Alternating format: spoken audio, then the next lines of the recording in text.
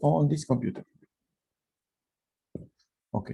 Hoy vamos a ver el último tema que entra para el parcial, que es el estudio de funciones desde el punto de vista de analizar los ceros y analizar las singularidades. Y vamos a ver que todo esto está relacionado con su serie de Taylor o en general su serie de Laurent. Vamos a ver cuál es la relación entre una cosa y la otra, porque ya sabemos, lo que sabemos hasta ahora, es que si uno tiene recopilación, pequeña recopilación, si uno tiene una función analítica, ¿sí?, que es analítica u holomorfa, en una región que es o z menos z0 menor que r, o módulo de z menos z0 menor que r2 y mayor que r1, ¿sí? En estas regiones podemos encontrar un desarrollo en serie de potencias, que en este caso sería un desarrollo en Taylor, en este caso llamamos de Laurent. Puede estar el R1, puede estar el R2, puede estar solo uno, ¿sí? Puede ser que tenga un desarrollo que es, entre comillas, casi Taylor, porque este menor que R1 menor que no está, y puede estar solamente una región de este estilo, por ejemplo, un módulo de z menos z0 mayor que algo, qué sé yo, R1, pongamos, ¿sí? Esto es un desarrollo que vale de cierto lugar hacia afuera, hasta el infinito. Bueno, a esto se le llama algunas veces desarrollo en un entorno del infinito. Algunas veces se le llama eso. Si le piden desarrollo en un entorno del infinito, lo que uno tiene que hacer es desarrollar de R1 hacia afuera, ¿sí? No en una corona. Entonces, sabemos que si tenemos una función que es analítica o holomorfa en cierta región, que son regiones, fíjense, redonditas, ¿no? Por eso la importancia del desarrollo en serie de potencias. Uno puede encontrar un desarrollo en serie de potencias, ya sea con Taylor, ¿sí?, potencias positivas, Laurent con potencias positivas y o negativas. Entonces, en esa región la serie va a converger a la función que es analítica. En el borde, ¿sí?, en el borde la función deja de ser analítica y las series dejan de converger porque hay al menos una singularidad en cada uno de los radios, ¿sí? Eso es un resumen brutal de lo que vimos hasta ahora. Sabemos que ahí la serie va a converger uniformemente, sabemos el teorema de unicidad, ¿sí?, principio de identidad, que hoy vamos a verlo en otra forma distinta, que nos dice, por ejemplo, que si uno tiene una serie, encuentra por inspiración divina o porque la vi en TikTok, uno ve una serie que converge uniformemente a esa función y qué sé yo, bueno, esa es la serie de Laurent o serie de Taylor de la función, porque no hay otra en esa región. Bien, entonces vamos a analizar todo usando esto. O sea, si uno tiene la función o no tiene la función, por ejemplo, si uno no tiene la función y tiene su serie de Laurent, tiene todo lo que necesita. Es medio engorroso porque es preferible tener la serie, porque uno la ve y sabe cómo funciona y mira qué bonito, acá hay un seno y qué sé yo. Pero si uno tiene la serie de Laurent, tiene toda la información que necesita sobre la función, de manera un tanto críptica, pero la tiene. Entonces, es equivalente tener la función o tener su serie de Laurent. Vamos a empezar entonces con... ¿Dónde estamos? Vamos a empezar entonces con la primera definición que vamos a usar, que es el cero de una función analítica. Un cero es un punto donde la función vale cero. Los matemáticos acá se mataron en un brainstorming de qué nombre le ponemos y dijeron, vamos a ponerle cero de una función analítica. Así, ¿qué significa? Que un cero de una función es donde la función vale cero.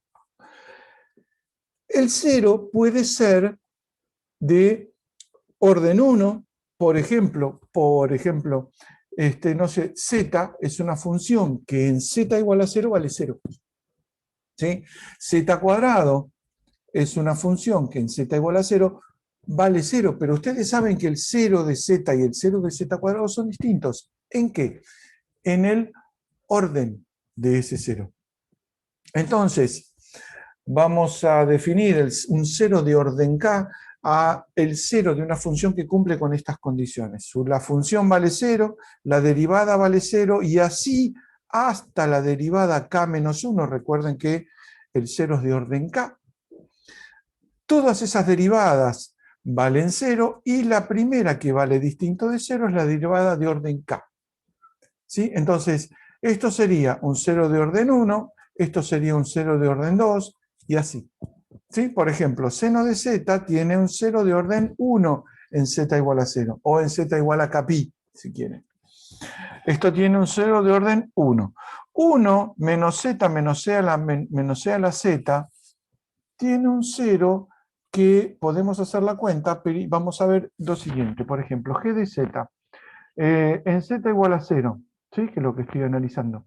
En z igual a 0, la función vale 1 más 0 menos 1, 0. O sea, f no, g. G vale 0. La derivada es 1 menos c a la z. ¿Sí? Ahora, en z igual a 0, vale 0. Así que g' vale 0. Pero g' vale 0. La derivada segunda es e a la z menos e a la z, que g2' vale distinta de 0. Ergo, esta función tiene un 0 de orden 2.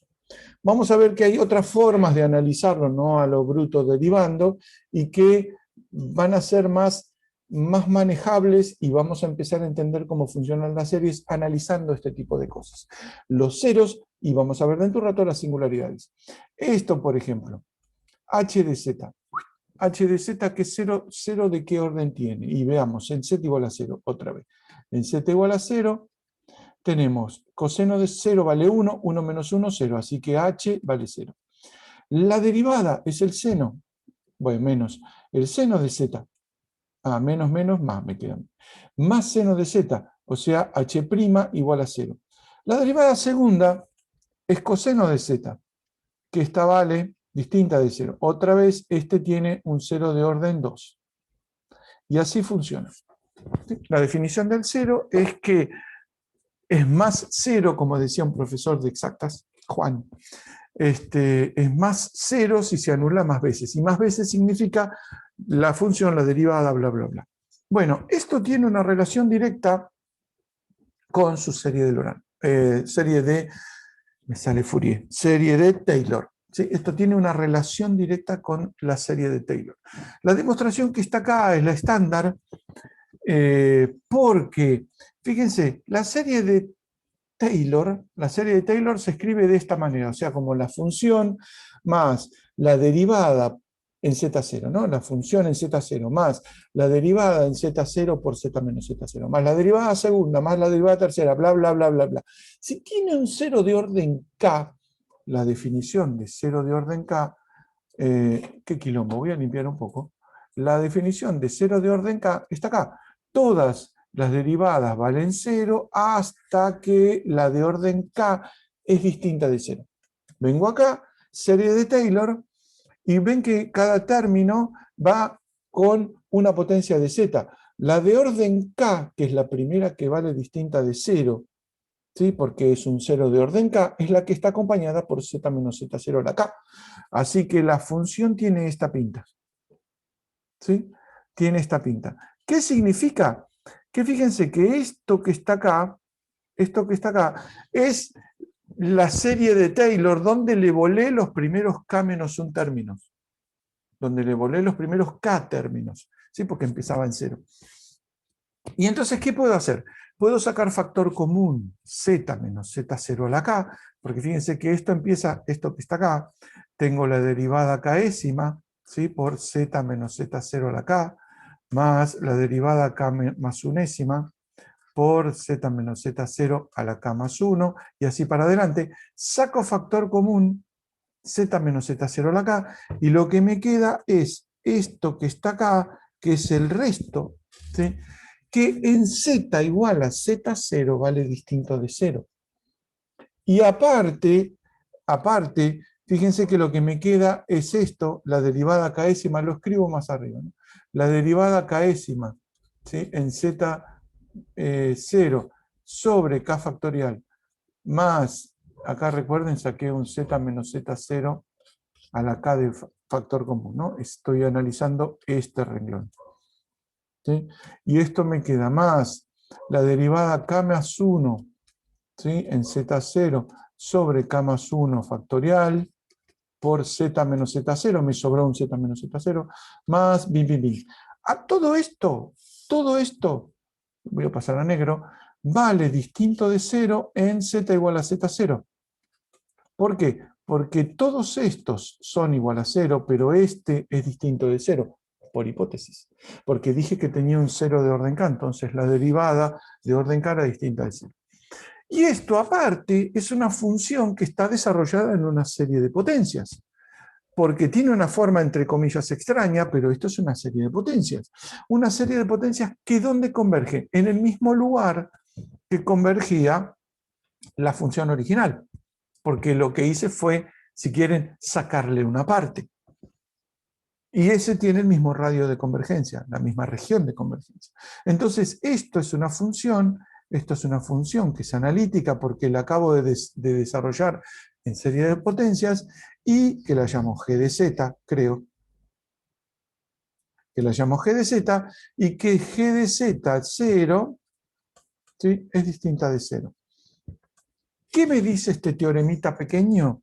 Que entonces una función que tiene un 0 de orden K la puedo escribir como, sí, lo que decía al principio, Z menos Z0 a la K por una función analítica que vale distinta de 0 en Z0.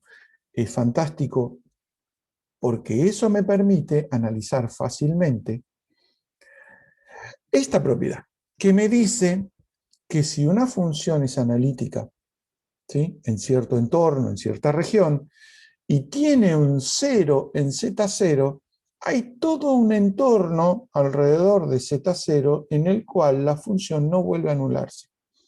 ¿Qué quiere decir? Que las funciones tienen entonces ceros, ¿sí? Aislados. ¿Sí? ¿Cuál es la demostración? Es muy pava la demostración, porque llegamos hasta acá manejando series, manejando un montón de cosas.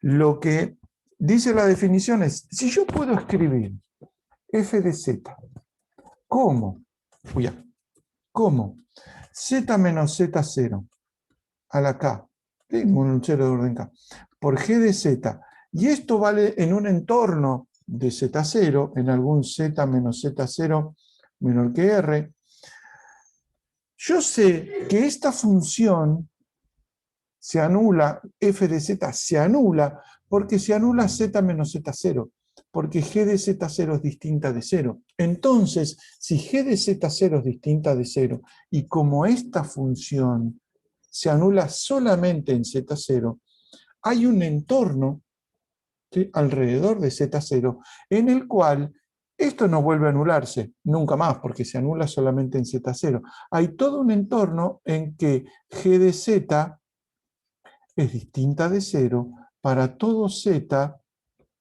tal que z menos z0 es menor que, no sé, algún valor delta y mayor que 0. Porque solo, no, también es en 0. Ahí está.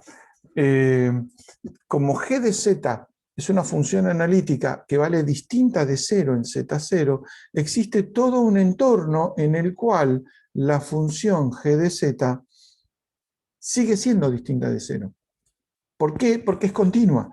Entonces, si la función vale, no sé, 8 en el z0, hay todo un entorno en el cual la función, como es continua, no se anula. Entonces, ¿qué me está diciendo? Que la función esta es distinta de 0 para todo punto de un entorno reducido. Eso me dice que los ceros son aislados. Buenísimo, porque esta representación de escribir a f de z como z menos z0 a la k por g de z, ¿sí? F de z es analítica en cierta región. ¿Sí? Esperen que lo escribo en la página que viene. Si el hecho de escribir f de z como esto, z menos z0 a la k por g de z, donde ¿sí? Esta representación vale en el mismo lugar donde la función, esta f de z, la analítica, esto es analítica para todo z tal que z menos z0 es menor que r, ¿sí? Porque es una función analítica. Entonces, este es r.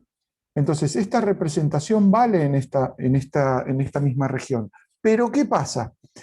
G de z va a ser distinta de 0 solamente en una parte de eso, o quizá para todo z, ¿sí?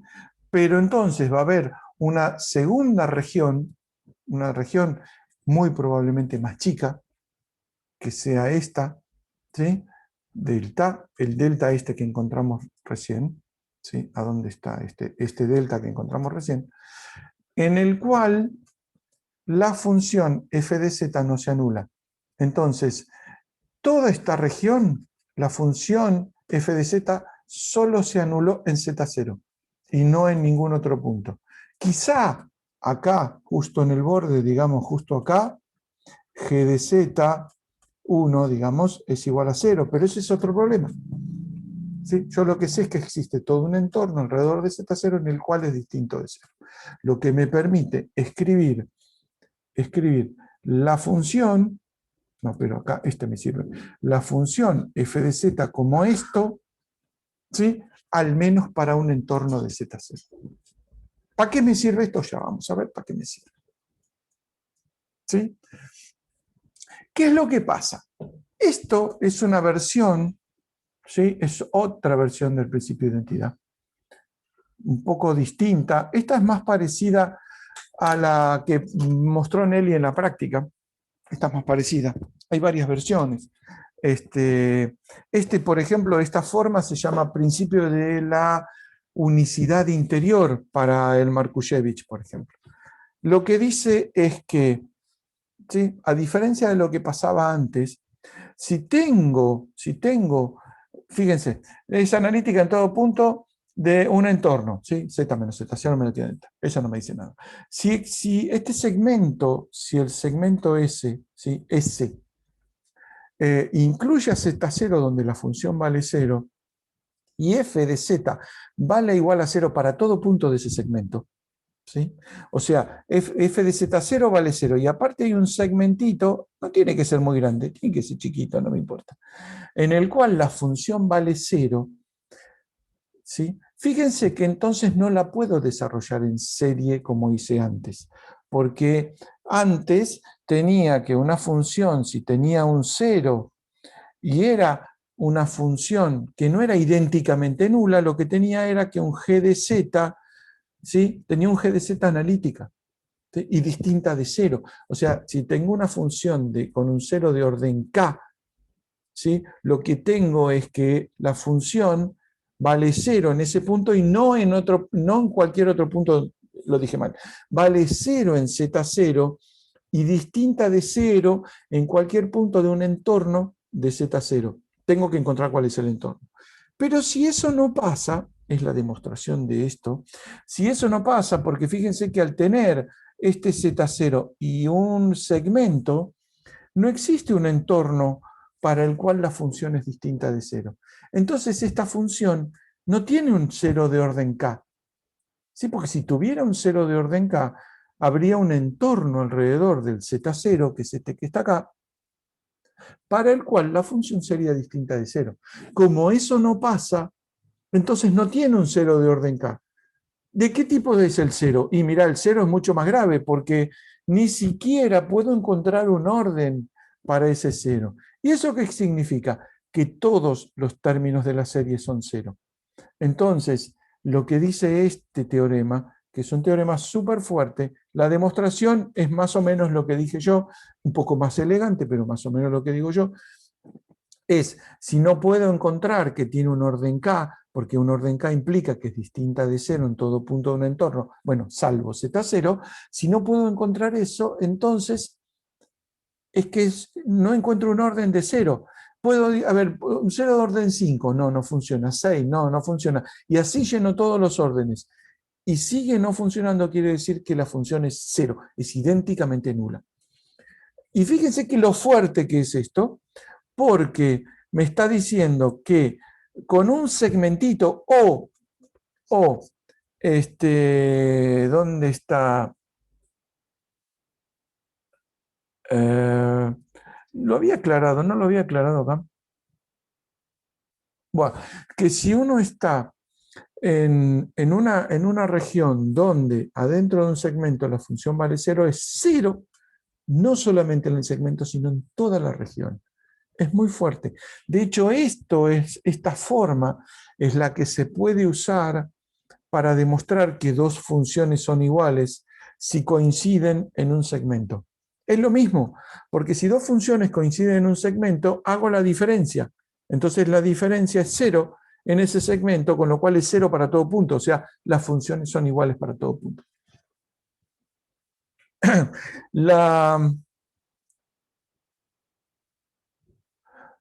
Yo lo tenía escrito, pero no sé dónde está, que esto se puede hacer con un segmento o con un punto de acumulación, un punto de acumulación de ceros. ¿Por qué? Porque un punto de acumulación, ¿se acuerdan cuál era el problema? Que si uno tenía un punto y no puede encontrar un punto, mejor dicho, y no puede encontrar un entorno para el cual no haya un punto de esa sucesión, ese punto es punto de acumulación. ¿Sí? Bueno, supongan que es lo mismo que tener un segmento. No puedo encontrar un entorno para el cual la función no se anule. ¿Por qué? Porque este punto es un punto de acumulación. Si es un punto de acumulación y no puedo encontrar un entorno donde no se anule, entonces toda la función es nula. Entonces, decir que se anula en un segmento es lo mismo que decir que se anula en un punto de acumulación. Es la misma demostración. Entonces, si tengo ceros y son aislados, la función es distinta de 0. Si tengo ceros que no son aislados, la función es idénticamente nula. Conclusión de esta primera parte. ¿Estamos hasta acá? ¿Alguna duda? Cuando decís punto de acumulación, ¿de qué te referís? ¿Punto de acumulación de qué? De ceros. Lo que digo es, Bien. si vos tenés f de z sub k igual a 0, donde este z sub k es una sucesión, por ejemplo.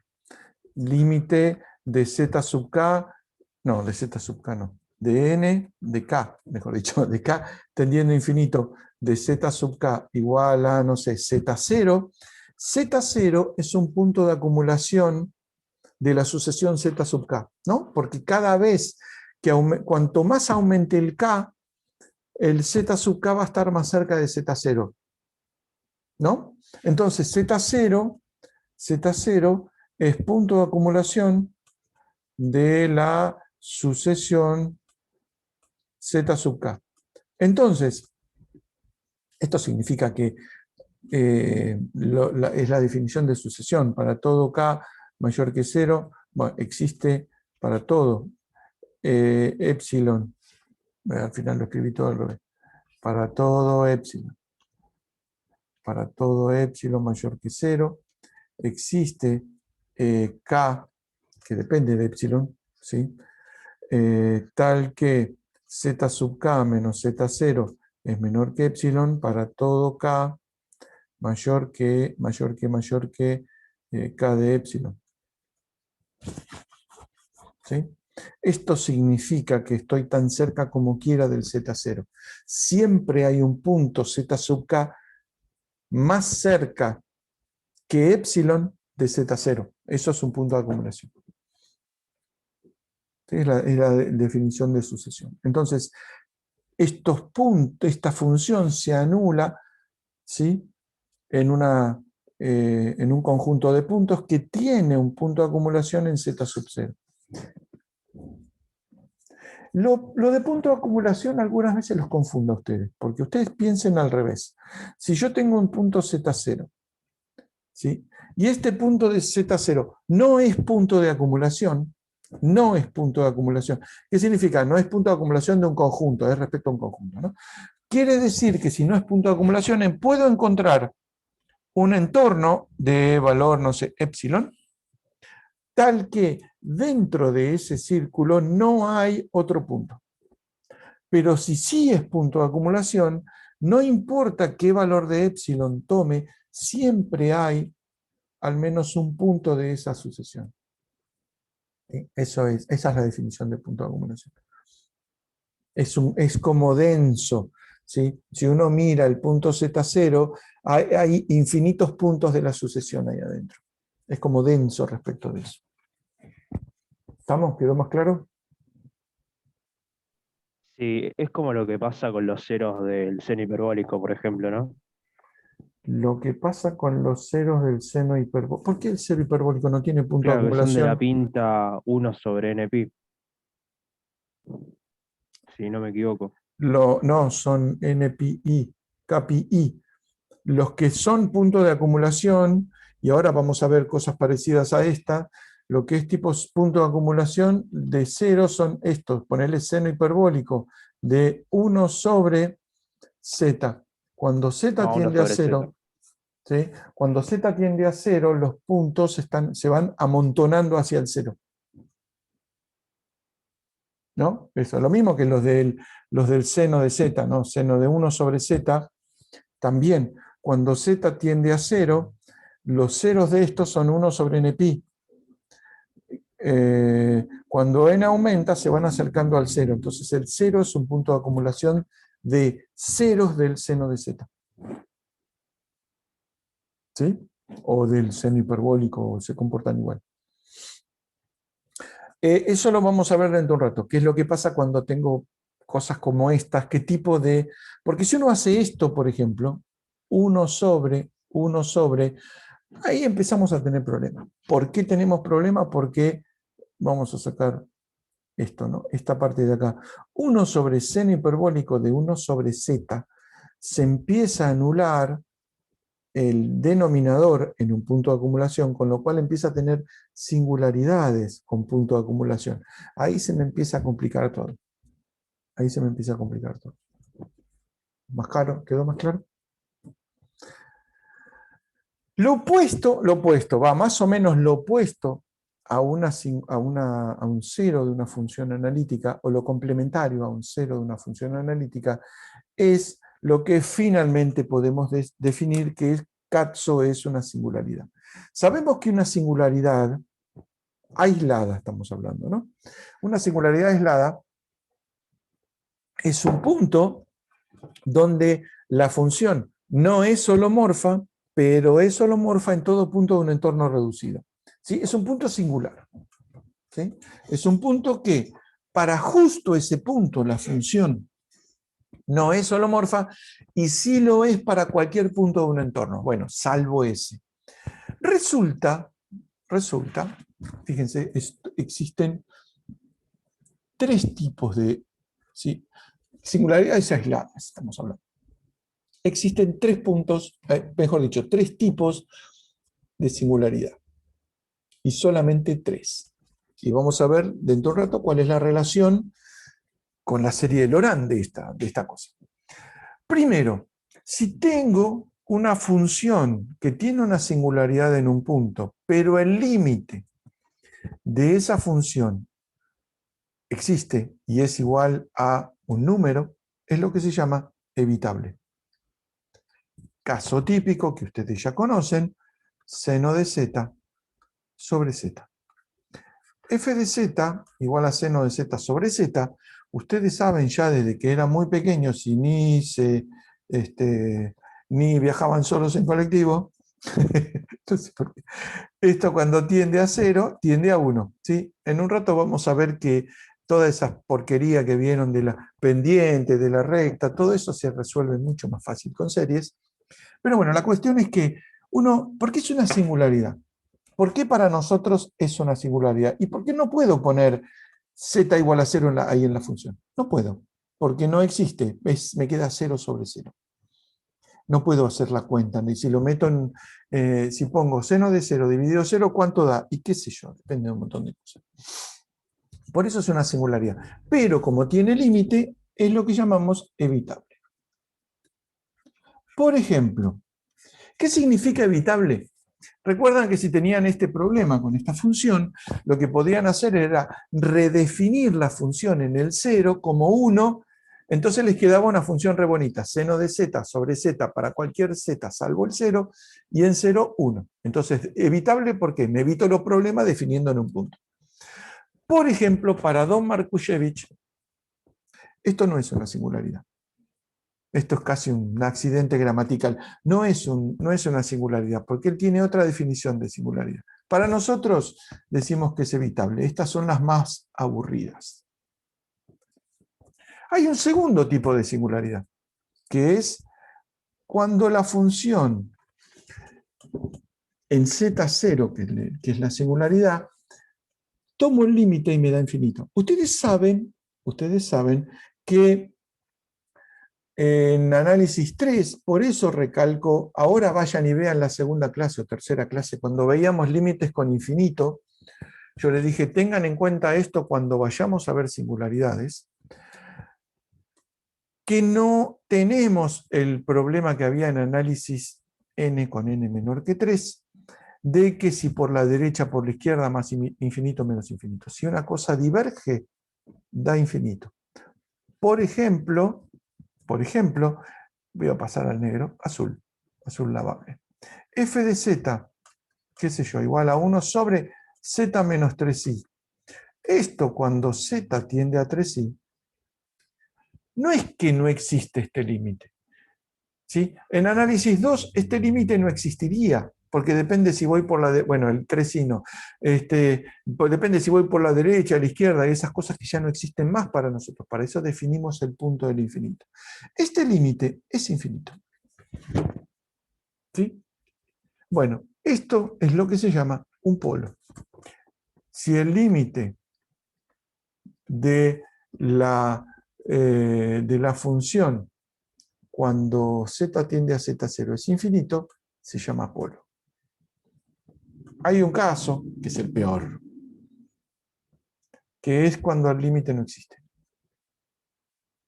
Y es precisamente el más interesante, porque es el tipo de singularidad más complicado que vamos a ver. Si el límite no existe, entonces eso se llama esencial. Chúpate esa mandarina. ¿Qué es un límite que no existe? Justo lo preguntaron hace un rato. Este límite no existe. Seno de 1 sobre z. Seno de 1 sobre z. Fíjense. F, bueno, vamos a ponerle F ya que estamos. Lo vamos a poner en negro porque estamos cambiando de color. F de z igual a seno de 1 sobre z. Cuando z tiende a 0, ¿cuál es el límite? Bueno, este límite no existe. Este límite no existe, porque si uno toma, por ejemplo, no hay que ser muy complicado, si uno toma un z real, lo que se tiene es como el comportamiento de seno de x cuando x tiende a más o menos infinito, que ya está, no existe. ¿Sí? No tengo que ir mucho más allá. Solamente tomando los reales me doy cuenta que el límite no existe. Si uno toma, por ejemplo, sabiendo que en los ejes reales, en el eje real se comporta como el seno común y en el eje imaginario se comporta como un seno hiperbólico, si uno toma el límite en el eje real, no existe porque oscila. ¿Sí? Esto es lo mismo que tomar seno de z para z tendiendo infinito. Les recomiendo ir a mirar la clase. A ver, la tengo acá.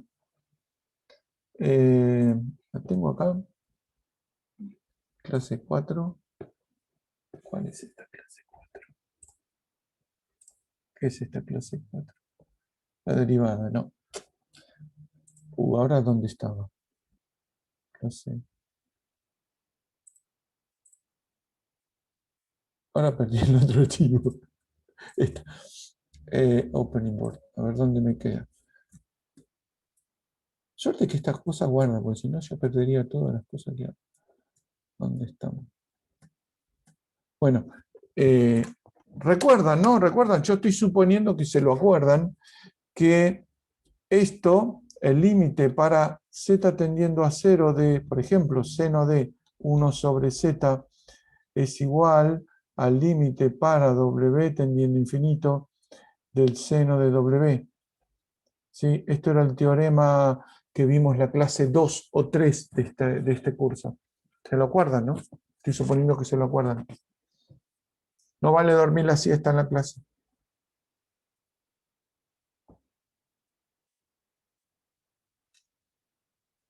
Están durmiendo.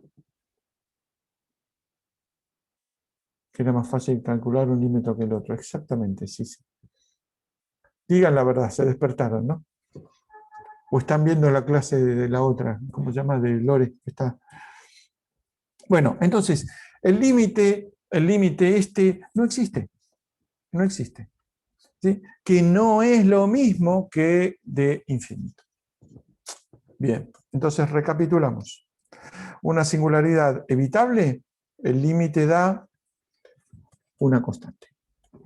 El polo da un límite infinito y cuando no existe es esencial. Bla, bla, bla.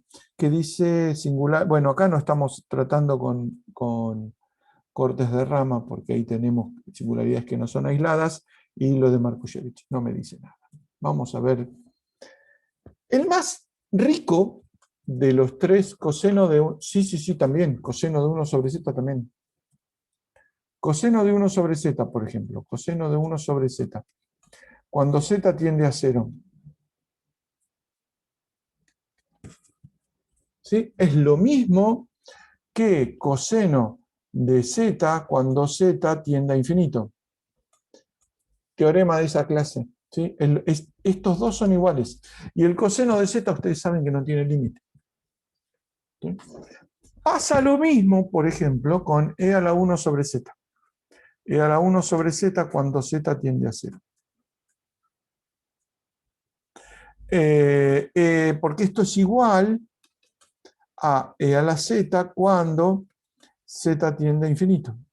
No, perdón, esto es 0, no es infinito. Cuando z tiende a infinito, que no existe. Ya para la z, para los valores reales, el límite no existe. Si va uno más infinito o menos infinito, tiene límites distintos. Bueno, precisamente las singularidades esenciales son las que tienen los comportamientos más raros. Hay una clase que recomiendo verla, después la discutimos, es más delicada, que es una clase que en general no doy, pero como el primer cuatrimestre del año pasado rompieron tanto las pelotas, bien, me encanta, al final terminé haciendo una clase, terminamos discutiendo como 2 clases de las singularidades esenciales, son las que tienen comportamiento más raro, porque que no exista el límite en una singularidad esencial. ¿Por qué no existe el comportamiento? ¿Por qué no existe? ¿Por qué no existe el límite? Porque ¿a qué tiende la función cuando me acerco a una singularidad esencial? La cuestión es que lo que demuestro en esa clase, que es lo que se llama el teorema de Majorati Weierstrass, Casorati Weierstrass, no Majorati cualquier cosa, Casorati Weierstrass, lo que se demuestra ahí es que la función tiende a todos los números complejos al mismo tiempo, salvo quizá uno, que es el teorema de Picard. El comportamiento en una singularidad esencial es complicado. Entonces, por ahora nos quedamos con que no existe el límite, pero lo que es cierto es que la función tiende a todos los valores complejos, quizás salvo uno, al mismo tiempo. Chupate esa mandarina. Es lo que pasa con el coseno, ¿no? O el seno. Fíjense, por un lado tiende a una cosa oscilante, por el otro tiende a infinito, por el otro tiende a menos infinito. Entre esos dos tiende a cualquiera. Sí, de hecho, creo que lo hice con el coseno o con el seno. Y eso se demuestra a través de una sucesión. ¿No? Es interesante, pero no a esta altura que estamos entendiendo recién un poquito. Entonces, el más rico de todos los comportamientos de singularidades es el del polo, porque existe un parámetro que se llama orden del polo. ¿Sí? Que se llama orden del polo. Entonces, acá en esta parte, ¿sí? En esta parte lo que me dedico a hacer, o me dediqué a hacer, fue a demostrar que si el límite es infinito, entonces la parte principal de la serie de Laurent, ¿sí? La parte principal de la serie de Laurent, de la función desarrollada en... ¿Qué viene antes que esto? Es de una serie de Laurent que sea convergente en una región como esta, ¿no? Por supuesto, pues estoy analizando el Z0 menor que R y mayor que 0, ¿sí? Porque ahora en un rato hacemos un resumen, porque está relacionado uno a uno los comportamientos de las singularidades con la serie de Laurent. Se puede mostrar muy fácil que si la función tiene un límite infinito cuando me acerco a Z0, o sea, tengo un polo, en un desarrollo en serie de Laurent de este tipo, la respuesta es que la parte principal tiene un número finito de términos. Y se hace muy fácil analizando la inversa de la función, ¿sí? Y al sacar factor común, el máximo, si es un número finito, se encuentra que el límite es 0. Sí, es una operación con las series nada más. Simplemente supongo que tiene una cantidad finita, lo invierto, debería darme 0. Es decir, estoy usando esta propiedad. Justo acá abajo está. Estoy usando esta propiedad que si la función cuando se acerca a un punto Z0 da infinito es porque 1 sobre la función tiende a 0. Bueno, con esto se demuestra que la serie de Laurent de una función que tiene un polo en Z0 es del tipo, ¿sí? 1 sobre Z menos Z0, bueno, algún número acá, ¿no? B sub P, vamos a poner, B sub P por Z menos Z0 más B sub P menos 1 sobre Z menos Z0 a la P menos 1, etcétera, más B sub 1 sobre Z menos Z0 más la parte de Taylor pobre que no me contribuye en nada, A sub N, Z menos Z0 a la N. ¿Sí? Tengo un número finito de términos en la parte principal. Ahora fíjense, este desarrollo es un desarrollo válido en Z menos Z0 menor que R y mayor que 0, ¿sí? Porque estoy tomando límites para Z tendiendo a Z0. Si valiera en una corona lejos, bueno, no puedo hacer esto. A este P se le llama orden del polo.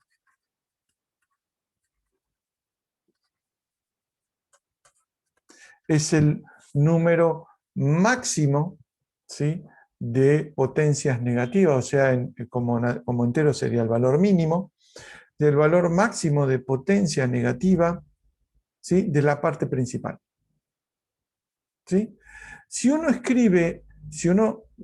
habiendo analizado esto, si uno escribe esto, fíjense, si saco factor común 1 sobre z menos z0 a la p, de acá arriba, me queda que f de z es igual a 1 sobre z menos z0 a la p por b sub p más b sub p menos 1. Acá me queda un z menos z0 arriba, z menos z0 más, más, qué sé yo, b sub 1. B sub 1 por z menos z0 a la p menos 1 más la parte de Taylor a sub n z menos z0 a la n más p, y cierro paréntesis. Fíjense qué es lo que pasa, rojo, qué es lo que pasa con este término. Esto, ¿sí?, hasta acá, es una serie de Laurent que converge en la misma región que esta, el anterior, módulo de z menos z0 menor que r y mayor que 0. Pero ¿qué pasa? Es en realidad una serie que empieza en una potencia 0, z menos z0 a la 0, es una constante, y el resto es una serie Taylor, con lo cual converge en la región sin esta restricción, ¿sí? Porque esta restricción aparece por el z menos z0. Y lo que es que cuando z tiende a z0, tiende a un número que es distinto de 0, que es el b sub p. Porque b sub p, recuerdan, era este que estaba acá, que era el máxima potencia negativa, que tenía que ser distinta de 0. Entonces, esto me dice que esta función de acá para allá, mejor dicho, esta serie de acá para allá, es la serie de Taylor de una función que está desarrollada en serie de potencias, porque es una serie de Taylor, o si quieren, es la serie de potencias de una función, que es la serie de Taylor, de una función que es analítica, porque está desarrollada en serie de potencias, y que en z igual a z0 vale distinta de 0. Entonces puedo hacer lo siguiente. Puedo poner que f de z es igual a 1 sobre z menos z0 a la p por, no sé, una phi de z. Donde esta phi de z es analítica y phi de z0 es distinta de 0. Fíjense que es muy parecida a la definición de 0. ¿Sí? En el 0 teníamos un z menos z0 a la k por una función analítica distinta de 0. Y acá tenemos un 1 sobre z menos z0, alguna potencia, por una función analítica que es distinta de 0 en el 0. ¿Sí? Esto me permite escribir las cosas de manera un poco más fácil. ¿Sí? Y tenemos ya más o menos la idea de qué es un polo. Un polo es para que tenga límite infinito, lo demostramos acá. La cantidad de términos que había en la parte principal tenía que ser finito. Si es una cantidad finita, entonces me quedo con el máximo orden, ¿sí?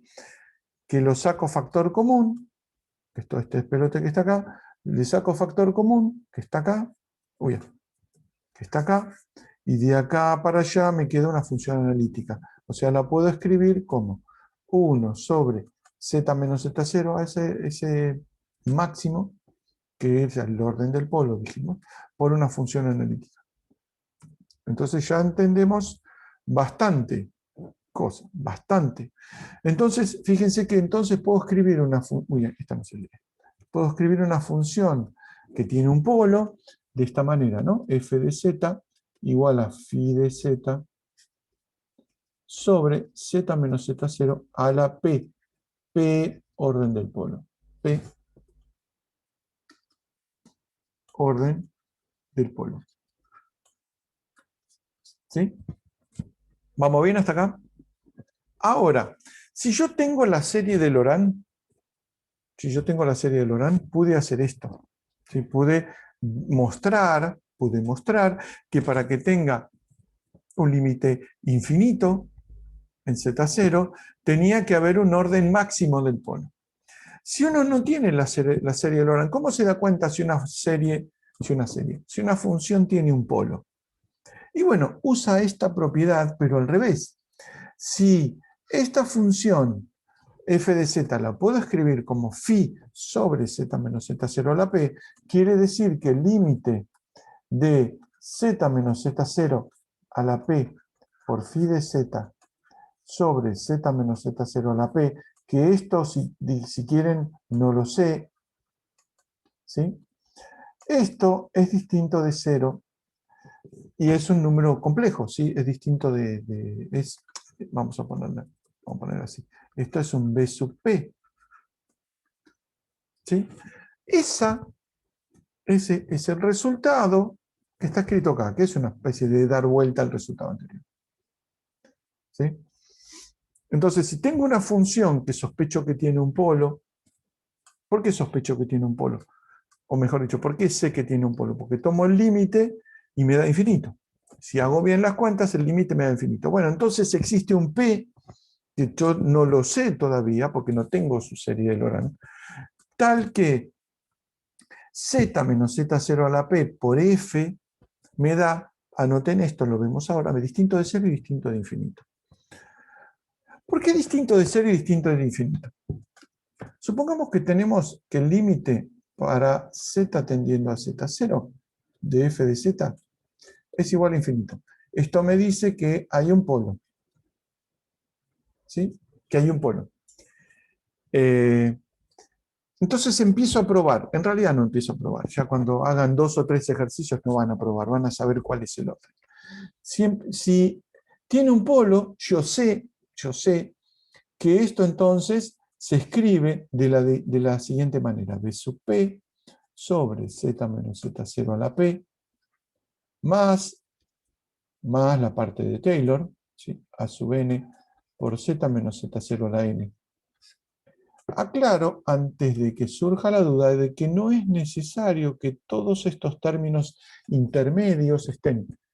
Puede no estar. Puede estar solamente uno. ¿Sí? O pueden estar todos. En realidad lo que importa es que haya una cantidad finita, que es lo que vimos hace un rato, y el máximo de esos es el que se llama orden del polo. Entonces, yo sé que la función es de este estilo. ¿Qué pasa si tomo límite, porque no tengo idea de cuál es el orden del polo, pero sé que existe un P que no lo conozco, tal que me das distinto de 0 a infinito? Entonces pruebo. Entonces z tendiendo a z0, voy a z0, de, pongamos que hago esto, z menos z0 a la p más 1. ¿Sí? Me pasé en 1 del polo. No la pegué en el polo, porque tuve mala suerte y no la pegué. ¿Cuánto da este límite? Ah, perdón, por f de z. Por f de z. ¿Cuánto da este límite? Si multipliqué por un orden más grande que el verdadero polo, lo que tengo es que este producto acá con z menos z0 a la p más 1, acá me queda z menos z0 a la 1, acá a la 2, etcétera, acá a la n más p más 1, con lo cual todos los términos tienen z0. Si converge uniformemente, obviamente porque es la serie de Laurent, cuando z tiende a z0 da 0. Esto da 0. Si me paso en el orden. ¿Qué pasa si tiro un orden menor al correcto? Límite para z tendiendo a z0 de z menos z0 a la p menos 1 por f de z. Queda esto. Si tengo un p menos 1 acá el primer término me quedó un 1 sobre z menos z0 porque me faltó 1. Y todos los demás en algún momento empiezan a ser positivos, pero hay uno que tiene menos 1. Entonces esto me da infinito. La única forma de que me dé distinta de 0 y distinto de infinito es cuando multiplico justo por el orden del polo. ¿Por qué? Porque este P con este P se me cancela, me queda B sub P solito, y de ahí en más son todas potencias positivas, con lo cual se anulan cuando z tiende a z0. Entonces este da distinto de 0 y distinto de infinito. Entonces la pegué justo en el orden del polo. Vamos a ver que esto no siempre se hace así, pero recuerden que la forma de ver, tengo que borrar esto, la forma de ver el orden de un polo si uno no tiene idea es empezar, entre comillas, a probar con distintas potencias y ver cuál me da distinta de 0 y distinta de infinito. Por ejemplo, estas funciones. 1 sobre z menos 3i. ¿Qué tiene? Bueno, son todos polos, ¿no? Porque claramente lo puse en el orden, en la parte de polo. ¿Vamos bien hasta acá? ¿Alguna duda quedó hasta acá de esta parte? ¿Vamos bien? ¿Ninguna duda? Porque todas estas operaciones que estoy haciendo, por ahora todo bien, muy cauta, Emilia. Todas estas operaciones son en realidad cálculos muy sencillos, pero estamos operando con series. Recuerden que estamos operando con series. Así que sacar factor común z menos z0, multiplicar y todo, está garantizado porque las convergencias, me molesta el reloj, las convergencias son absolutas, pero esencialmente estamos haciendo cosas medio complicadas, pero están garantizadas por la convergencia. Entonces, vamos a ver si estas funcioncitas que están acá son polos o no son polos. ¿Y qué orden? ¿sí? Porque en cuanto hagan, ya les digo, 3 o 4 ejercicios, ya van a ver que esto de detectar el orden del polo, en realidad ya lo saben. Ya lo saben porque miran arriba, abajo, ya van a ver cómo lo hacen. Por ejemplo, f de z1 sobre z menos 3i. Polo claramente de orden 1, es un polo, porque el límite de 1 sobre z menos 3i es infinito. ¿Por qué? Porque el de la inversa da 0. Estamos bien con eso, ¿no? Yo lo digo así medio rápido, pero les queda claro esta propiedad, ¿no? Porque es fundamental para singularidades. Límite de 1 sobre z menos 3i, cuando z tiende a 3i, es infinito. Y esto es un sí solo sí, el límite para z tendiendo a 3i de la inversa de esta, o sea, z menos 3i, igual a 0. Este es fácil. Entonces, como este es fácil de calcular, este es fácil de entender. Fantástico. Entonces, este es un polo, claramente. ¿De qué orden? ¿De qué orden es el polo 1 sobre z menos 3i? Borro un poco acá. Bueno, podría haber agarrado una hoja nueva. Límite, ¿sí?, de 1 sobre z menos 3i. ¿De qué orden es este polo? Supongo que no tengo la más puta idea. Vale, no tengo la más pálida idea. Y tengo que poner acá un z menos 3i para detectar el orden del polo. ¿Qué potencia le pongo al P para que, P no, Z tendiendo a 3i? ¿Qué número le pongo a P para que eso me dé ni 0 ni infinito? No hay que hacer mucha cuenta. Hay que poner P igual a 1. ¿Sí? Esto da 1 con P igual a 1. Con lo cual, el orden del polo 1 sobre Z menos 3i es 1. ¿Qué pasa con 1 sobre z menos 3i al cubo? Vamos, no los trato de tontos, pero fíjense, límite z menos 3i, no, z tendiendo a 3i, de z menos 3i a la p, 1 sobre z menos 3i al cubo,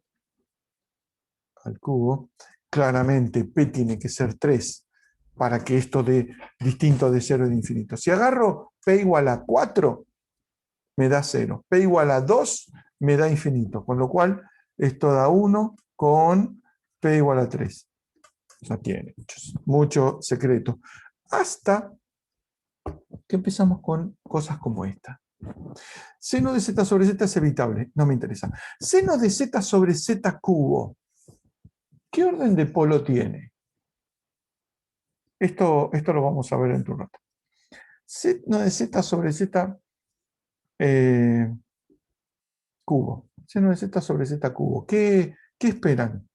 ¿Qué es un polo? ¿Qué caso es? F de z, seno de z sobre z al cubo. ¿Qué les parece que es? Me van a decir polo porque estamos en la parte de polo. Ya bien, eso lo sabemos. Pero ¿qué esperan ustedes? ¿Que sea qué? Y una parte de seno de z sobre z Como una parte de seno de z sobre z. sería seno de z sobre z por 1 sobre z cuadrado. Muy bien, me encantó eso. Lo que dice polo de orden, con lo cual me da polo de orden 2. Fantástico, porque el límite para z tendiendo a 0 de esto es, esto da 1 y esto va como 1 sobre z cuadrado. Entonces tengo que multiplicar un z a la p con p igual a 2 para que me tienda un número distinto de 0 y de infinito. Fantástico. Efectivamente es un polo de orden 2. ¿Sí? ¿Se vio? Ahora, no, estoy yendo ¿para qué lado estoy yendo? Ahora, ya que estamos, bueno, mira, acá estaba hecha la cuenta. Ya que estamos, ¿cómo vemos que el límite de seno de z sobre z es 1? Porque parece un polo, pero no es un polo, porque límite para z tendiendo a 0 de seno de z sobre z parece, ¿sí? Parece que voy a tener una singularidad tipo polo, pero no, porque esto me da 1. Bueno, vamos a empezar a hacer algunas mínimas cuentas con ¿sí? Con las series. ¿Sí? Porque algunas veces que uno puede operar con los senos, los zetas, qué sé yo, pero hay veces como L'Hopital. Vamos a entender por qué funciona L'Hopital, Pablo Mocorel. Vamos a entender finalmente por qué funciona L'Hopital. ¿Se acuerdan? Lo vieron con Miguel el otro día. Esto se puede escribir como una serie, ¿sí?, de potencias y dividido z. ¿Sí? Uno puede tratar de escribir la serie. Esto es igual, límite para z tendiendo a 0, seno de z sobre z. Así que pongo el 1 sobre z y lo multiplico por el seno. ¿Se acuerdan lo que dio Miguel la otra vez? Miguel, nunca les hice la cuenta, háganme acordar, nunca les hice la cuenta por qué e a la ix es igual a coseno de x más y seno de x. Nunca les hice eso, ahora que vemos series deberíamos verlo. Vamos a verlo en la consulta que es el martes. 1 sobre z por el seno de z. ¿Se acuerdan cómo es el seno de z? La serie de potencias de seno de z son las impares más menos dividido factorial. ¿Sí? ¿Te acuerdas? Esto es z menos z cubo sobre 3 factorial más z a la quinta sobre 5 factorial más, no, menos z a la séptima sobre 7 factorial más pim, pim, pim. ¿Sí? ¿Esto lo acuerdan? Lo dio Miguel el otro día. ¿Sí? Esta es la serie de potencias del seno. Fíjense que tiene pinta de que puede llegar a ser el seno, porque es una función impar. Fíjense que tiene solo potencias impares. Ahora, esto es una serie de potencias que en particular converge para todo z, salvo el infinito, porque el infinito por definición diverge. Converge para todo z, es una serie de potencias y representa una función holomorfa en su región de convergencia, o sea, una función entera. Si es una función, es una serie de potencias que representa una función holomorfa, analítica, entera, son todos sinónimos en este caso, converge uniformemente, con lo cual puedo multiplicar por el z adentro de la serie. Multiplicar por el z adentro de la serie significa que puedo multiplicar sin enojar a los matemáticos por 1 sobre z acá adentro. ¿Por qué? Porque converge uniformemente. ¿Qué es lo que obtengo? Límite para z tendiendo a 0 de, multiplico z por 1 sobre z, 1, menos z cuadrado sobre 3 factorial, más z a la cuarta sobre 5 factorial, menos, ya que escribí el otro, z a la sexta sobre 7 factorial. ¿Cuánto vale esto? 1. Lo que vieron, y todos vimos en su momento, la demostración de que el seno de z sobre z es igual a 1. Tiene que ver con que al escribir como serie se me cancela esencialmente el primer término con el otro, con el z de abajo. Fíjese que todos estos términos tienen z, así que todos estos tienden a 0 cuando z tiende a 0. El único que sobrevive es el 1. ¿Sí? L'Hopital, mencionaron L'Hopital. ¿Quedó claro esto?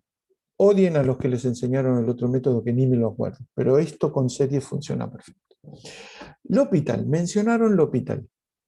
¿Por qué funciona L'Hopital? Si uno hace derivada, L'Hopital funciona cuando uno tiene los comportamientos en principio iguales en el numerador y en el denominador. O sea, cuando el numerador tiende a 0 y el denominador tiende a 0. Y uno dice, ¿de qué me disfrazo? L'Hopital analiza qué tan rápido tiende a 0 una de las funciones y qué tan rápido tiende a 0 la otra de las funciones. ¿Qué es lo que hace? L'Hopital, ¿sí? L'Hopital L'Hopital lo que hace es, por ejemplo, analizar término a término como si tuviera dos series. Z menos z cubo sobre 3 factorial más z a la quinta sobre 5 factorial más, en realidad menos pi, pi, pi, sobre z. L'Hopital en este caso, como en todo caso, lo que hace es analizar el término, como esto es cuando, el límite de esto es cuando tiende a cero, ¿no? Esto que pasa cuando z tiende a cero. Lo que hace es analizar el término más importante del numerador con el término más importante del denominador. Ustedes saben que cuando z tiende a cero, z es más grande que z al cuadrado y que el z al cubo y qué sé yo, porque son todas potencias mayores que 1 que son más chicas que z. Otra forma de verlo es que el límite de seno de z es la definición de la derivada de seno de z y que es coseno. Sí, bueno, pero tenés que... Sí, sí, sí, está buenísimo, pero claro, calcular el límite, por definición, es molesto, es muy molesto. Entonces lo que hace, ¿leyeron lo que escribió Orlando? Que la seno de z sobre z es la definición del cociente incremental del seno, o sea, la derivada del coseno. ¿Sí? Churchill, yo le tengo mucho respeto al Churchill, guarda. Hay un par de cosas que no están, pero de hecho, ¿dónde está? Lo tengo acá, en la biblioteca, siempre a mano. Es grosso el Churchill, a mí me gusta mucho. Entonces, lo que hace L'Hopital es analizar el leading term, como se dice en inglés, o el término más importante, que en este caso es z y z, que ambos tienden a cero. Entonces, bueno, ver cómo se comporta uno respecto del otro. Si el de abajo fuera z cuadrado, fíjense que el que está tendiendo a cero más rápido es el z y no el z cuadrado. ¿Sí? Entonces, lo que se tiene es que esto va a diverger. ¿Sí? Bueno, ¿cómo se llama? L'Hopital lo que hace es analizar las series de arriba, el numerador y el denominador, cuál es la que termina ganando. Empezar allá con series sobre serie es complicado. Yo simplemente agarré este caso de una serie que uno puede sacar factor común y que queda muy fácil, y no nos ponemos a operar con series. De hecho, hoy vamos a ver singularidades, estamos viendo recién cómo funcionan. El martes vamos a hacer consultas, supongo que discutiremos alguna cosa mínima nueva, pero esencialmente lo que vemos hoy es lo que vemos. Vamos a ver que hay muchas herramientas para analizar singularidades, pero vamos a ver algunas pocas, vamos a terminar de verlas para el recuperatorio. Tenemos el cero, tenemos el polo, bla, bla, bla. Bueno, estamos acá, que habíamos dicho, seno, la singularidad, estamos por acá. Bueno, si uno junta las dos definiciones de antes, la de los ceros y los polos, uno puede escribir una función que tiene ceros y polos de esta forma, ¿sí? Acá hay un cero de orden K1, todos los ceros de orden están arriba, están en el numerador porque se anulan, y todos los polos están abajo en el denominador porque me hacen diverger la función. No es ninguna cosa bastante complicada. Resumiendo, entonces si nos ponemos a analizar algunas funciones. Si uno tiene una serie de Fourier, si uno tiene una serie de Laurent que converge en un entorno de Z0, eso significa en un entorno, en una región como esta, ¿sí? Porque fíjense que yo lo que voy a hacer es tomar el límite de la función cuando z tiende a z0. Si tengo una región que no sea como esta, que sea como esta, por ejemplo, en una región como esta, entre estas dos, y z0 está acá en el medio, no puedo tomar límite para z tendiendo a z0, porque estoy lejos.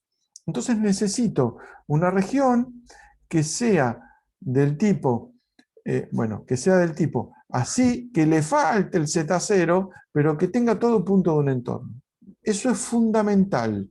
Nosotros solemos tomar en los parciales problemas que tienen que ver con esto, desarrolle en la serie de Laurent, bla, bla, bla, los hacemos desarrollar, por ejemplo, en una región como esta, en la corona, y le preguntamos, por ejemplo, ¿esto sirve para calcular la singularidad? No, es la respuesta porque estoy en una corona, no estoy en un entorno reducido.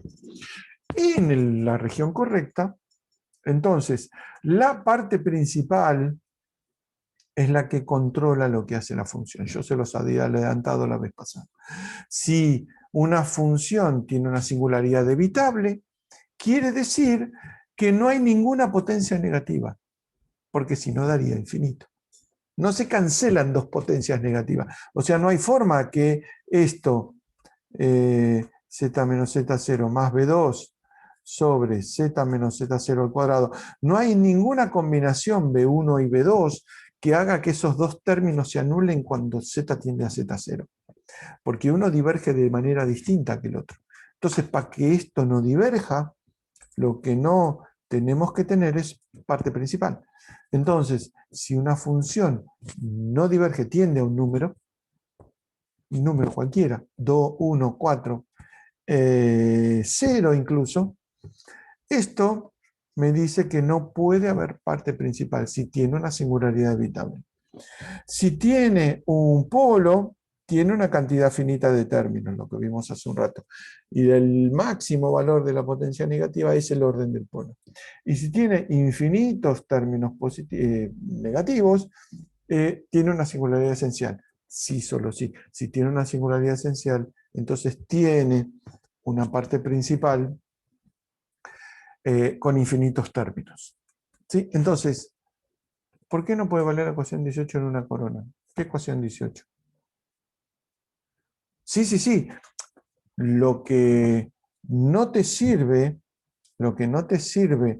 el desarrollo en una corona es para analizar la singularidad Z0.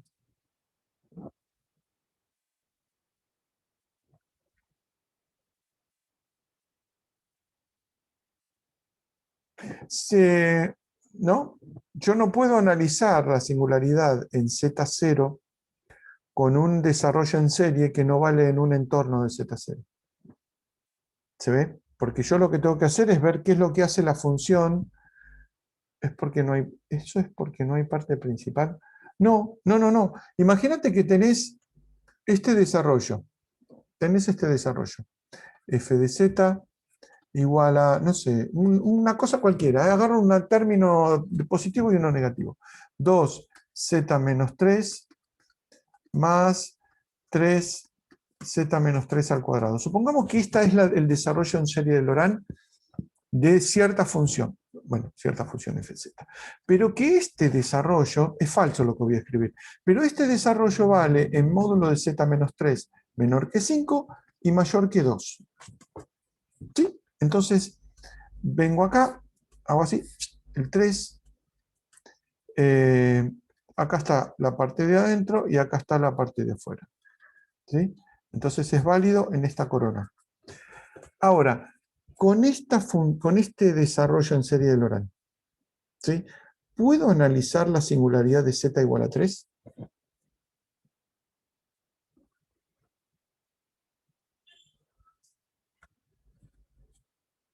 No. ¿Por qué? Porque no puedo tomar límite. Si yo agarro esto, a ver, necesito la gomita. Si yo agarro esto, límite para z tendiendo a 3 de esto, no puedo. No puedo porque este desarrollo es válido lejos, entre comillas, lejos del 3. Entonces no puedo tomar límite para z tendiendo a 3. Entonces no puedo estudiar la función en z igual a 3.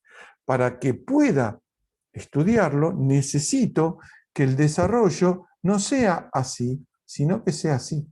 O sea, que valga en un entorno, ¿sí?, reducido de z igual a 3. 5, 2, cualquiera. Entonces ahora sí, con esta función, con esta función, este desarrollo en serie, con Ahí 3 es punto de acumulación. Esperen, no mezclemos, no mezclemos. Con R1 igual a 0. Claro, con R1 igual a 0, exactamente. 3 es punto de acumulación. No es punto de acumulación. ¿Qué? A ver, ¿por qué decís punto de acumulación? ¿Qué tipo de singularidad es 3? Primero, ¿es una singularidad? Vamos a borrar todo lo que nos sirve. Les pregunto a todos los que están durmiendo la siesta. ¿Sí? Supongamos que tenemos esta función. ¿Sí? Esta función tenemos. Me encanta hacer esto. Lo veo por el lado del límite. Vamos a hacer preguntas tranquilas. ¿Es z igual a 3 en esta función? ¿Qué es? ¿Es una singularidad? Por lo de orden 1 en la primera parte. Ok, ¿en la segunda? La función es entera, ¿eh? Así que yo defino la singularidad por cómo se comporta polo de orden 1. Yo por cómo se comporta la función. El límite límite para z tendiendo a cuánto, a 3, es infinito. Que esto tiende a 0 es su problema, ¿no? Exactamente, esto es un polo. ¿De qué orden? Y bueno, tengo que encontrar a lo bruto, tengo que encontrar cuando ¿qué tengo que poner acá para que esta función me dé distinta de 0 y distinta de infinito? Ya saben que no tengo que hacer esto. Lo miro. Si z tiende a 3, te da un límite distinto a 0 e infinito multiplicado por z menos 3. Fantástico. Con lo cual, con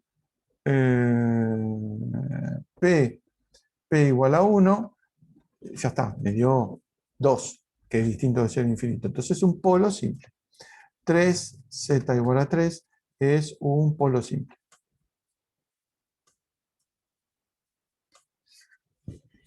¿Sí? Pregunta. Bueno, esto no tenemos mucho tiempo para ver esto. Esto, por ejemplo, seno de z, f de z, seno de z. Límite para z tendiendo a infinito. De seno de z. ¿Cuánto da?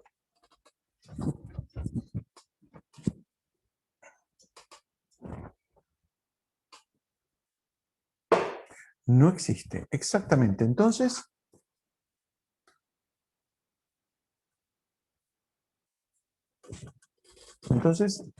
esencial. Z igual a infinito es esencial. Hay una forma muy fácil de verlo, pero una cosa es que yo había dicho que una serie esencial tenía infinitos términos en la parte principal, ¿sí? Y hay dos formas de verlo muy fácil. Primero, yo sé que f de z igual a seno de z es igual a z menos z cubo sobre 3 factorial más z a la quinta sobre 5 factorial menos una serie infinita. Esto tiene radio de convergencia infinito, pero yo no veo muy bien que esto sea una singularidad esencial. Hay una forma muy fácil de verlo y es tomar este límite, pero al revés. Tomar límite para z tendiendo a 0 de seno de 1 sobre z. Es lo que vimos hace un rato y que todos coincidimos que era esencial. Bueno, ahora podemos ver que su parte principal tiene infinitos términos. ¿Por qué? Porque esto es lo mismo que agarrar esta serie de acá arriba y ponerle 1 sobre z. Esto me queda límite para z tendiendo a 0 de 1 sobre z menos 1 sobre z cubo 3 factorial más 1 sobre z a la 5, 5 factorial menos pin, pin, pin. Fíjense que acá hay infinitos términos. Hay infinitos términos, con lo cual se ve claramente que es una singularidad esencial. Todas las funciones elementales, ¿recuerdan las funciones elementales? ¿Cuáles eran? Todas las re bonitas, enteras, qué bonitas que son. Fíjense que tuvimos el cuidado, esto es matemática, no uno aprende al cabo de mucho tiempo, nosotros tomamos que una función entera era una función que era holomorfa en C. C dejábamos a propósito afuera al infinito. Uno parece que uno es un hinchapelota, no es un hinchapelota, hay gente mucho más hinchapelota, que uno es un hinchapelota en decir, no, que el C estrella, que el infinito, que el no infinito. ¿Cuál es el problema? Seno de Z, acabamos de ver que tiene una singularidad esencial en el infinito. ¿No? ¿Con seno hicimos? Sí, con seno. ¿Qué le va a pasar al coseno? Lo mismo. ¿Qué le va a pasar al seno hiperbólico? Lo mismo. ¿Qué le va a pasar al coseno hiperbólico? ¿Qué le va a pasar a la tangente hiperbólica? ¿Qué le va a pasar a E a la Z? ¿Qué le va a pasar a... no, justo lo que bueno, es un buen ejemplo. Todas, exactamente. Si considero C infinito me meto en un quilombo. Porque esto en infinito tienen singularidad esencial. O sea, no es que tienen una singularidad del carajo. O sea, tienen una super singularidad. No hay una rama, pero sí lo que hay incluso es un punto de acumulación de singularidades en el infinito. O sea, es complicado. ¿Sí? Es complicado. No hay un punto, perdón, no hay un punto de acumulación de singularidades, es un punto de acumulación de ceros, pero no es lo mismo. Tiene una singularidad esencial en el infinito. O sea, las funciones enteras, re bonitas, estas que vimos con las exponenciales, qué sé yo, definidas todas a partir del exponencial. La exponencial tiene un punto singular esencial en el infinito. Y eso va a pasar con cualquier función que tenga un desarrollo en serie de potencias positivas que converja para todos los complejos. ¿Sí? Por ejemplo, cualquiera de estas funciones va a tener una singularidad esencial porque tiene un número infinito de términos en su desarrollo. Y no converge hasta r igual a 4, converge hasta infinito. Entonces fíjense que hay que tener cuidado cuando uno dice dónde son holomorfas, dónde no son holomorfas, porque estas funciones son súper bien comportadas en todos los complejos, pero cuando uno llega al infinito se pudrió todo. Es una cosa bastante chocante porque es una, bueno, esto es un resumen, es un comportamiento bastante molesto, bastante molesto.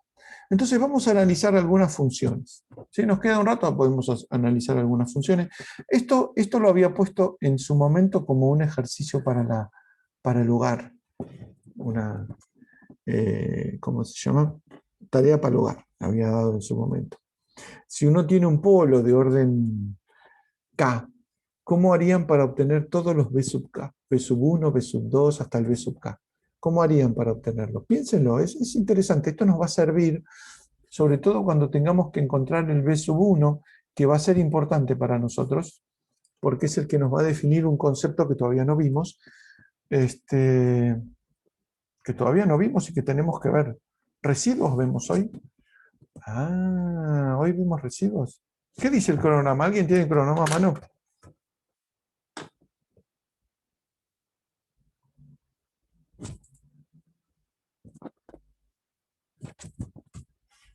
Hoy toca residuos. Bueno, lo definimos.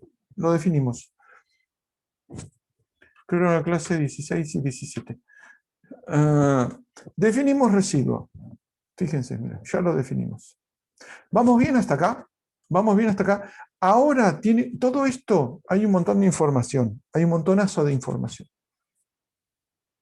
No, residuos no me acuerdo. Si lo dice Sofía, le creemos. Pero estoy abriendo un navegador que ya lo estoy cerrando porque. En el programa dice residuos.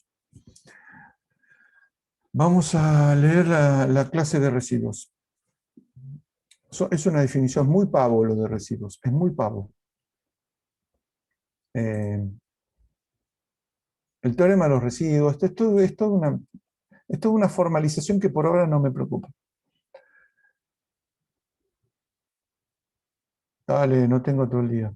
clases online, clases en PDF. Teorema de los residuos, ahora sí.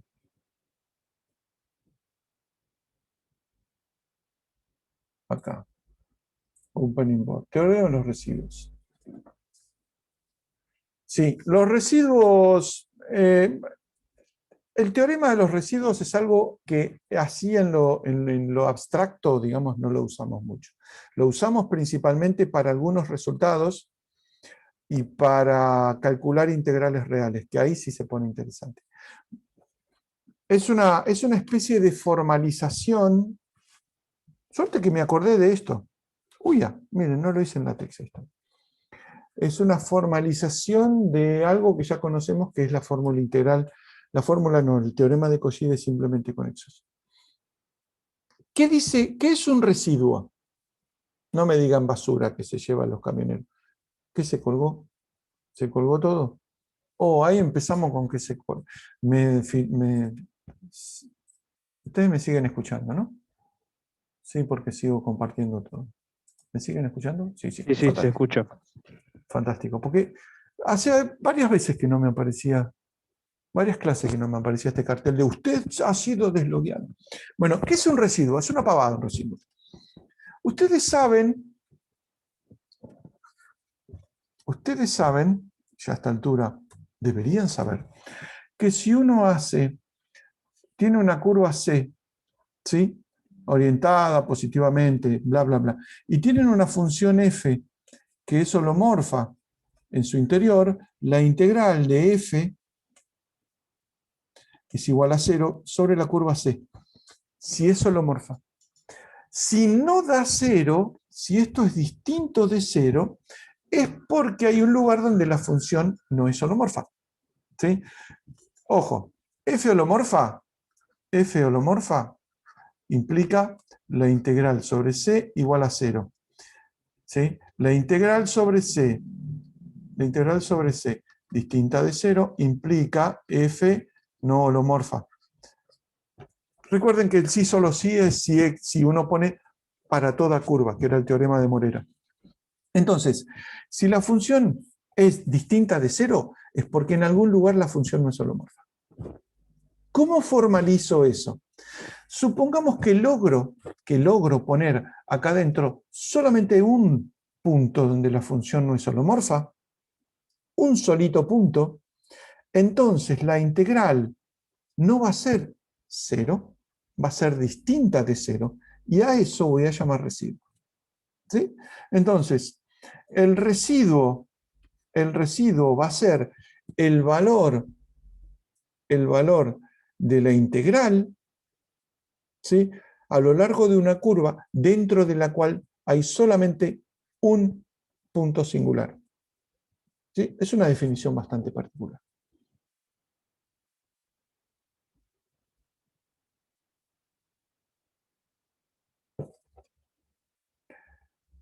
Acá me faltan 2pi.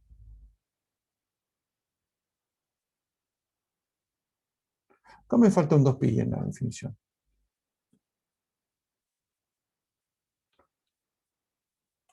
Ahí se me olvidó el 2pi en el texto. Pero esencialmente, más allá del 2pi o el 2pi, si una integral no vale 0 es porque no es holomorfa. No estoy agarrando una función tipo z conjugado, ¿sí? Que a esta altura ya saben que está relacionada con el área dentro de la curva.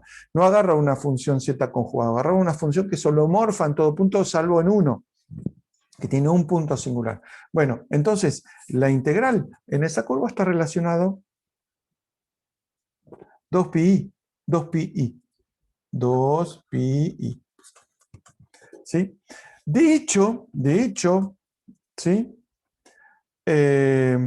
Cuando uno calcula cuál es la relación entre el residuo y la serie de Laurent, ¿sí? Eso es lo importante. Si uno tiene la serie de Laurent, uno puede tener el residuo muy fácil. Pero si uno no tiene el residuo, bueno, si uno no tiene la serie de Laurent, hay que hacer alguna cuenta. Fíjense, si tengo esto, si tengo el desarrollo en serie de Laurent, ¿con cuál de todos los términos está relacionado el residuo? No tengo idea en principio, pero hago la cuenta. Fíjense, la integral de f de z es igual a la integral de la serie de Laurent, que es, qué sé yo, b sub p sobre z menos z0 a la p, diferencial de z, más b sub p menos 1 sobre z menos z0 a la p menos 1, diferencial de z, más, estoy integrando término a término, recuerden que es una función, es una serie que converge uniformemente, así que puedo cambiar integral con serie. Más, llego a todo esto sobre C, ¿no? C es esta curva C que incluye adentro solamente una singularidad que es Z0. B sub 1 sobre Z menos Z0, curva C, diferencial de Z, más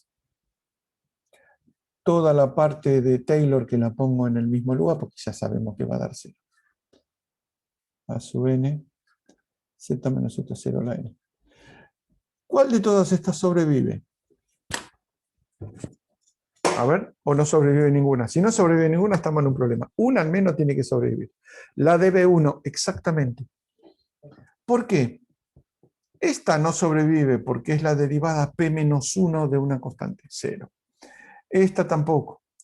La que sobrevive es esta. La única que sobrevive es esta. ¿Se acuerdan la cuenta que hicimos por qué no da 0? Exactamente, es la única que no da 0.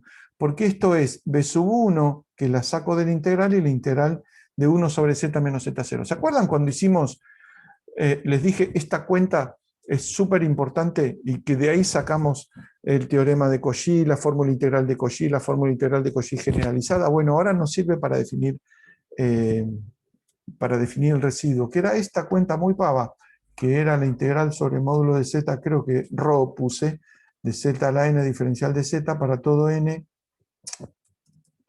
diferencial para todo n, entero. ¿Se acuerdan que daba 0 para cualquiera salvo para n igual a menos 1? Que daba 2pi. ¿Se acuerdan? Bueno, ¿esto cuánto da? Esto da 2pi por b1. Si uno tiene, ¿y esto qué es igual? Esto es la integral de la curva, a lo largo de la curva c de f de z. ¿Y esto qué es igual? A 2pi por el residuo de f en z0. Efectivamente, el residuo, si uno lo tiene, es el término b sub 1 de la serie de Laurent.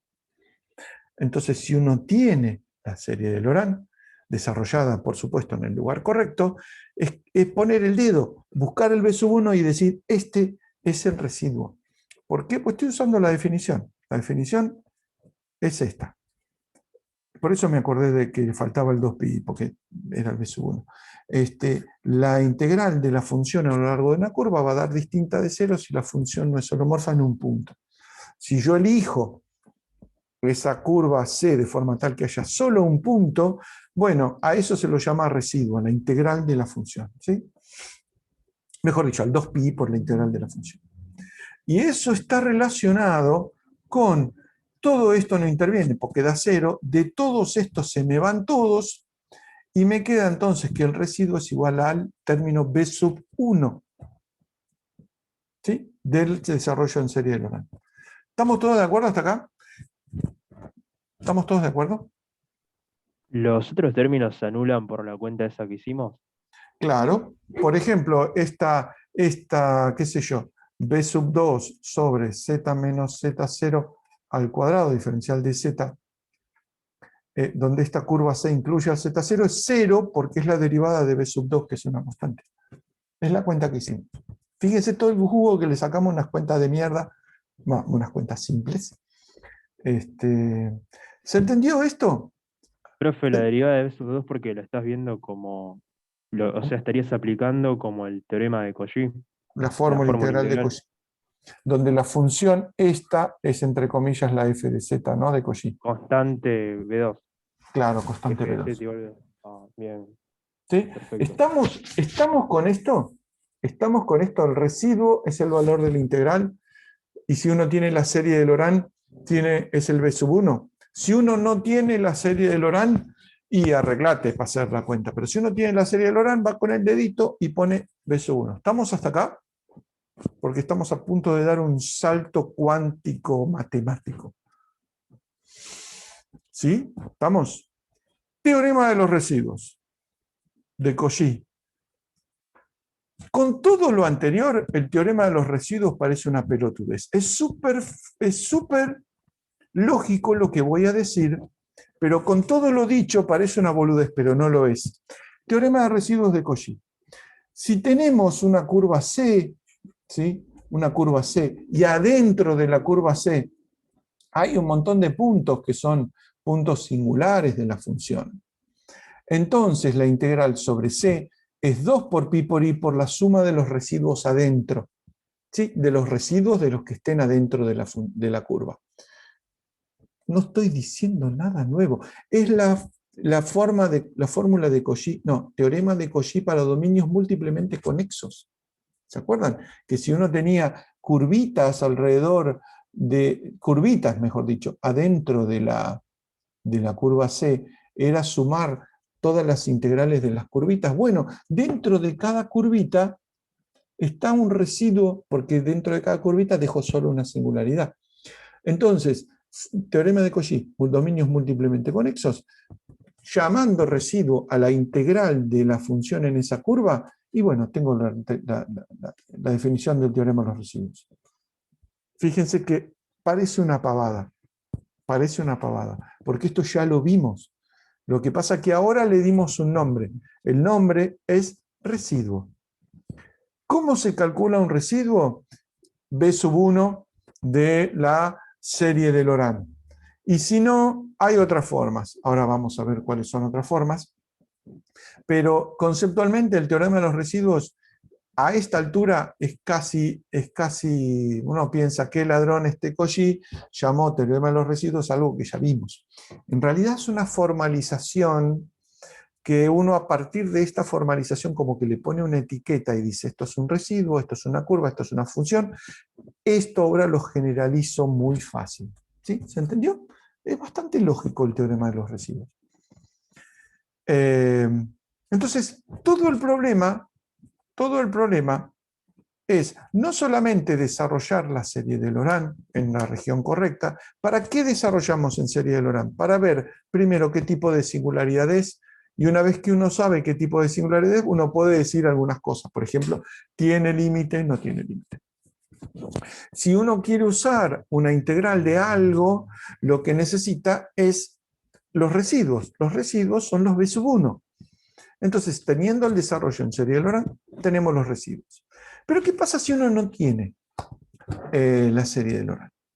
¿Qué pasa si uno tiene una función que sabe que es un polo, por ejemplo, pero no sabe cuánto vale el residuo? Hay un cálculo. Bueno, este es un teorema que vamos a ver más adelante cuando usemos las cosas, pero si uno tiene un montón de residuos adentro de una curva C, ¿sí? La reducción a un único residuo viene por el lado de que si uno suma todos los residuos más el residuo del infinito da cero. El residuo del infinito tiene una forma particular que vamos a ver por ahí mejor la clase que viene, porque ahora estamos medio corto de tiempo, pero tómenlo como un caso particular. No creo que hagan ningún residuo del infinito hoy, si no lo haremos el martes, cuando repasemos un poco. Si uno suma todos los residuos, el menos que menos. A esto sí, este.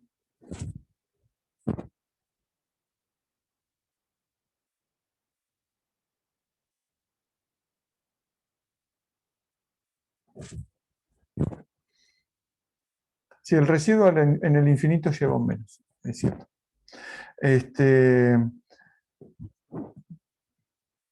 Venimos con el cronograma muy apretado. Residuo del infinito, tómenlo como una fórmula. En realidad hay que considerar una forma particular, que no creo que lo veamos hoy, porque venimos medio justo. Lo vemos en la mitad de la clase que viene y después repasamos. ¿Y qué más? ¿Y qué más? ¿Y qué más? Bueno, la demostración, bla, bla, bla, todo esto.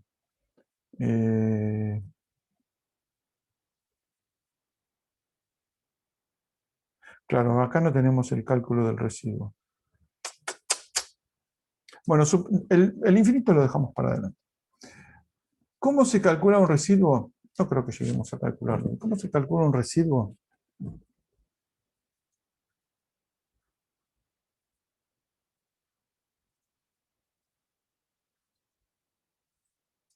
Por ejemplo, los residuos los vamos a calcular para singularidades, obviamente.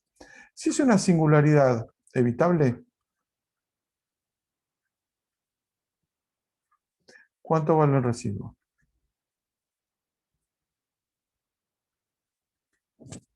0. Fantástico, porque el B sub 1 es el de la serie de Laurent y sabemos que una singularidad evitable no tiene parte principal, con lo cual es 0. Bien, me toca residuo, es fácil. Residuo de una singularidad evitable es fácil.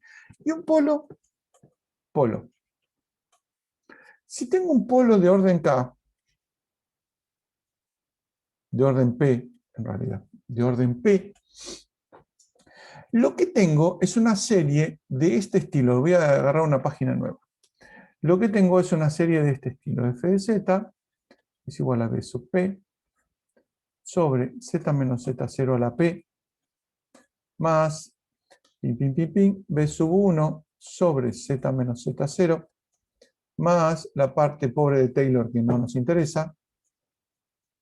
Pobre Taylor, se mató haciendo esto y no le damos bola. Lo que estamos buscando con el cálculo del residuo de un polo es buscar este número. Si tenemos la serie de Laurent, vamos con el dedito, con mi láser marcador acá, vamos acá y muestre cuál es el residuo. Este, dice uno, acá está. Bueno, pero si uno no lo tiene, hay una forma que es bastante astuta, que fíjense cuál es la forma.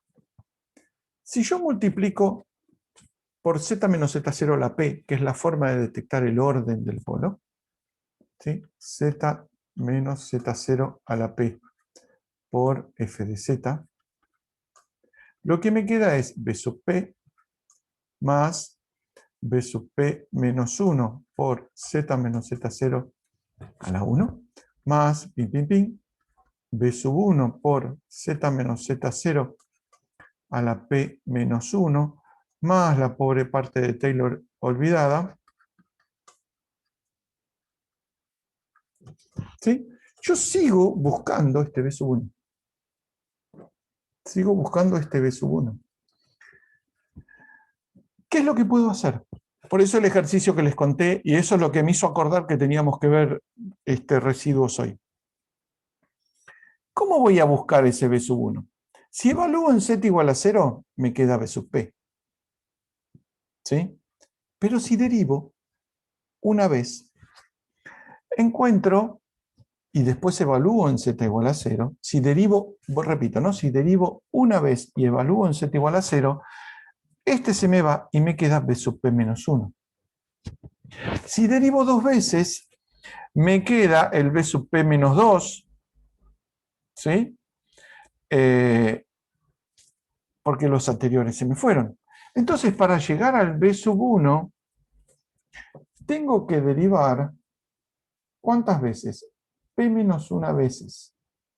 Y después evaluar en Z igual a 0.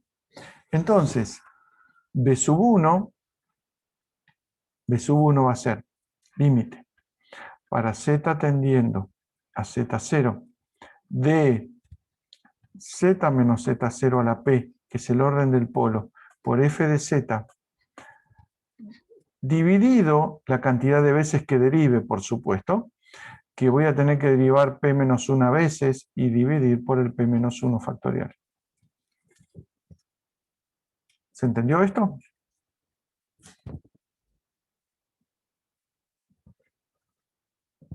¿Se entendió la cuenta que hice? Después saqué el P menos 1 factorial de la galera, pero eso viene por las derivadas que uno tiene. Porque fíjense que uno tiene que lograr que este P menos 1, Z menos Z0 a la P menos 1, me quede como constante. Entonces tengo que derivar tantas veces como esta potencia, P menos 1. y después evalúo en z igual a 0, que no lo puedo hacer directamente, pues yo tengo que tomar límite, entonces eso lo que me da es efectivamente el b sub 1. ¿Se entiende esta deducción que hice?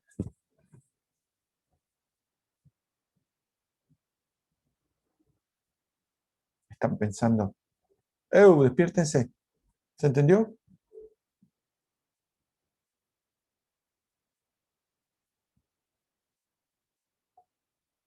¿El exponente es el orden de derivación, profe? Este exponente es el orden de derivación, claro. Yo tengo que derivar esto para obtener el b sub 1. Si yo no derivo ninguna vez, lo que obtengo es el b sub p. ¿Sí? Si derivo una vez, obtengo el b sub p menos 1 y así. Tengo que derivar tantas como este exponente de acá para obtener el b sub 1. La única forma, el único caso en el que no tengo que derivar es cuando el polo es de orden 1. Porque fíjense, si el polo es de orden 1, si el polo es de orden 1, ¿qué es lo que tengo? F de z es del tipo b sub 1 sobre z menos z0 más la parte de Taylor. ¿Sí? Si multiplico por z menos z0, que es la forma de obtener el orden, lo que me queda por f de z es igual a b sub 1 más la serie de Taylor a sub n por z menos z0 a la n más p más 1. Entonces, el límite directamente cuando z tiende a z0 es igual a b sub 1. No tengo que derivar, cosa que es. Claro, o sea, si detectas que es un polo simple, ya eso es el residuo. Exactamente. Cuando uno detecta que es un polo simple, este límite, ¿sí? El límite para z tendiendo a z0, esto directamente me da el b sub 1. ¿Para qué me sirve el b sub 1? Porque es el residuo. Entonces, si uno tiene recalco y nos vamos. Si uno tiene una curva C y adentro tiene una cantidad de puntos que son singularidades, cada una de las cuales tiene su residuo, entonces la integral sobre C de f de z es igual a 2pi por la suma de los residuos de f en los z interiores. Entonces formalicé todo mi conocimiento de los números complejos en un teorema, que es el teorema de los residuos. Es una forma